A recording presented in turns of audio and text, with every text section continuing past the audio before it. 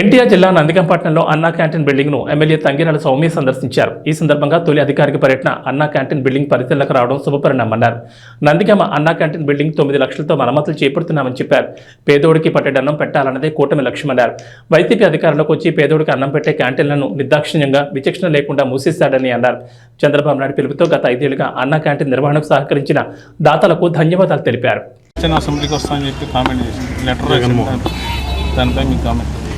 ఆయన సీఎంగా ఉన్నప్పుడే ప్రజల్లోకి రాలేదు, పరదాలు కట్టుకొని తిరిగాడు.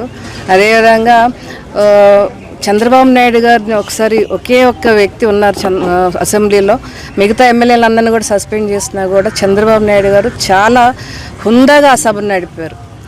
మరి ఈరోజు ప్రతిపక్ష హోదా కూడా లేదు, కనీసం ఒక సాధారణ ఎమ్మెల్యే నిజంగా అతను నాయకుడు అయితే, ఏదైతే అతను ఒక సమర్థవంతమైన నాయకుడు అయితే అది సవాల్గా స్వీకరించి తప్పకుండా తన నమ్ముకున్న నాయకులు కానీ తమ నమ్ముకున్న క్యాడర్ కానీ ఏదైతే వాళ్ళ సమస్యలు ఉంటాయి అన్నీ విన్నవించుకోవటానికి చట్టసభకు రావాలని మేము సవాల్ చేస్తున్నాం. లేకపోతే తాను అసమర్థ నాయకుడు అని ప్రజలకి